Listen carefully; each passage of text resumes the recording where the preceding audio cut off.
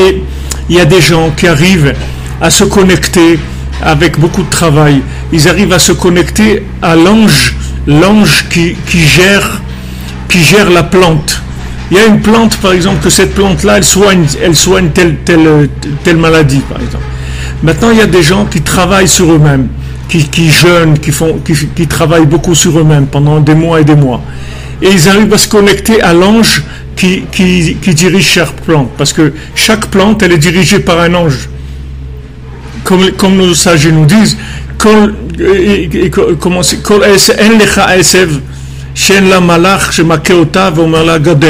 n'y a pas une plante qui n'a pas un ange qui l'a fait pousser, qui lui dit de grandir. Donc chaque plante, elle a un ange. Maintenant, il y a des gens qui arrivent à cette spiritualité-là, à arriver à être en contact avec l'ange, de manière à ce qu'après, l'ange, il donne l'énergie à la plante au moment où ils ont besoin de soigner quelqu'un, ou de se soigner eux, etc. Et ils exploitent l'ange, c'est-à-dire ils ont un rapport avec l'ange. Même ça, on n'a pas le droit. Ça, c'est assourd. On n'a pas le droit de faire ça, c'est interdit. C'est de la vodazara. Nous, on doit passer par le système conventionnel. On ne peut pas passer par là, parce que ça, c'est des raccourcis. Tu ne peux pas passer par là. Toi, tu pries Hachem, tu demandes à Hachem de te donner la refoua, et Hachem, il va te donner la refoua par le docteur, par le médicament, par la plante, par n'importe quoi. Si Hachem, il te donne la refoua, ça va venir par là où ça va venir. C'est pas que tu dois rien faire, tu dois faire quelque chose. Mais il faut que ce que tu fais, ça soit connecté. C'est tout ce qu'on te demande. Les gens, ils croient que d'être religieux, ça veut dire ne pas vivre. C'est pas vrai. C'est pas ça de la religion. La religion, c'est pas de s'empêcher de vivre. La religion, c'est de vivre connecté, c'est tout.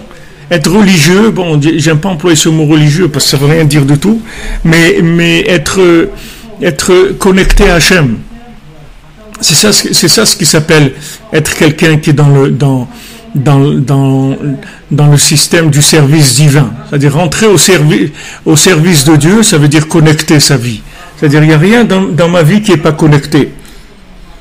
Comme des gens qui viennent faire... c'est-à-dire que si on vient faire une perquisition chez moi, on doit voir que tout est connecté.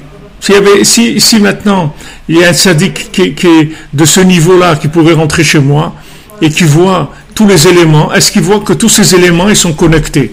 Ou bien des éléments qui ne sont pas connectés, qui sont de l'idolâtrie? Alors cette force-là, c'est-à-dire de pouvoir sortir du problème de la nuit, de ne pas se faire attraper par la nuit, il faut casser la nuit, il faut l'affaiblir la nuit. Donc quand on se réveille à minuit, en fait on casse le sommeil, c'est-à-dire on casse, qu'est-ce que c'est le sommeil? Le sommeil c'est c'est Esav, c'est-à-dire c'est de penser que ce monde-là, en lui-même, il a une valeur quelconque. C'est ça ce qui s'appelle le sommeil.